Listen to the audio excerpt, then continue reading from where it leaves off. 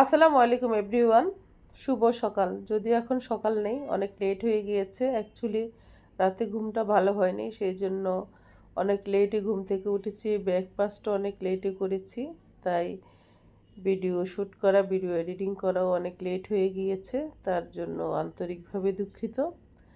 আজকের ব্রেকফাস্টের মেনুতে আছে পরোটা আর সাথে আছে ডিম ভাজি।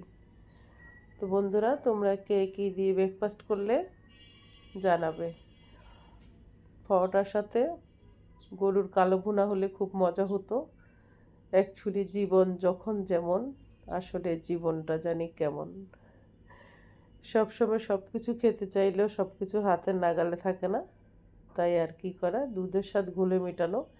আজ কোনো রকম ডিম ভাজি দিয়ে পরোটা এনজয় করতে হবে, কিছুই করার নেই।